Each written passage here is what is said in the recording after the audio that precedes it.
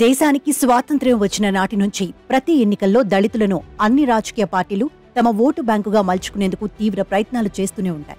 ఇందుకోసం రకరకాల పథకాలు పెడుతూ వారిని ఆకర్షిస్తాయి. అలాంటి దళితులు తమ ఆరాధ్య దైవంగా రాజ్యాంగ నిర్మాత బాబాసాహెబ్ డాక్టర్ బిఆర్ అంబేద్కర్ను చూసుకుంటూ ఉంటారు. తమ ఆత్మగౌరవ ప్రతీకగా భావిస్తారు. అందుకే ప్రతి ఊరు వాడలో అంబేద్కర్ విగ్రహాలు ఉంటాయి. ఈ క్రమంలోనే తెలుగు రాష్ట్రాల రాజకీయాలు కూడా అంబేద్కర్ విగ్రహం చుట్టూనే తిరుగుతున్నాయి. తెలంగాణ సీఎంగా కేసీఆర్ ఉన్నప్పుడు దళితుల ఓట్లు రాబట్టేందుకు దళిత బంధు 3 ఎకరాల భూమి వంటి హామీలు ఇచ్చారు. అంతేకాకుండా హైదరాబాద్లో ట్యాంక్ బండ్ ఎదురుగా 125 అడుగుల భారీ అంబేద్కర్ విగ్రహాన్ని నిర్మించారు. అయినా కానీ ఇటీవల జరిగిన అసెంబ్లీ ఎన్నికల్లో దళితులు కేసీఆర్ పార్టీ తరపున నిలబడలేదు. తెలంగాణ రాష్ట్రం వస్తే దళిత ముఖ్యమంత్రిని చేస్తానని ఆయనిచ్చిన హామీని పక్కన పెట్టినా 2018లో టీఆర్ఎస్ పార్టీని మళ్లీ గెలిపించారు. 2018లో జరిగిన ముందస్తు ఎన్నికల్లో 19 ఎస్సీ నియోజకవర్గాలకు గాను 16 సీట్లను టీఆర్ఎస్ గెలుచుకుందంటే ఎంతలా దళితులు ఆ పార్టీకి అండగా నిలబడ్డారో అర్థం చేసుకోవచ్చు.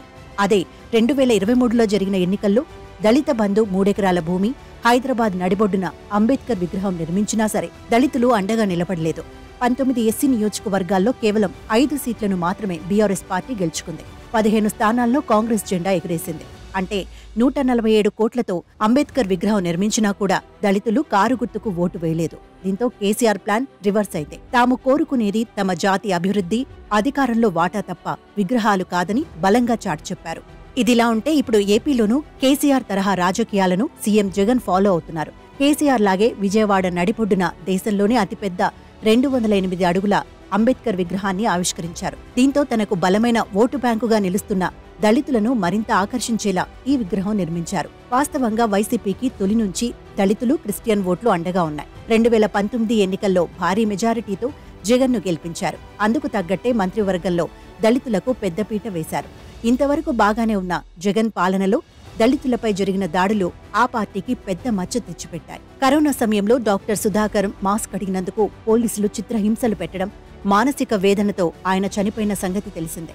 అలాగే కాకినాడలో ఎమ్మెల్సీ అనంతబాబు డ్రైవర్ సుబ్రహ్మణ్యంను హత్య చేయడం, సీతానగరం శిరోముండనం, కడపలో డాక్టర్ అచ్చెన్న హత్య, చీరాలలో యువకుడి హత్య లాంటివి ప్రభుత్వంపై దళిత వ్యతిరేక ముద్ర పడేలా చేశాయి.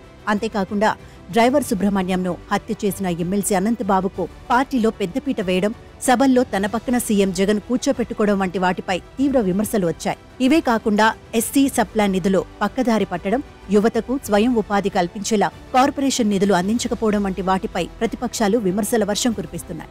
అయితే ఈ విమర్శలను దళిత మంత్రులు ఖండిస్తున్నారు. ప్రతి పైసా దళితులకే ఖర్చు పెడుతున్నామని చెబుతున్నారు. ఇటీవలి నియోజకవర్గాలకు కొత్త ఇన్ఛార్జీలను ప్రకటిస్తున్న జగన్ ఎక్కువ ఎస్సీ నియోజకవర్గాల్లో అభ్యర్థులనే మారుస్తున్నారనే విమర్శలు వస్తున్నాయి.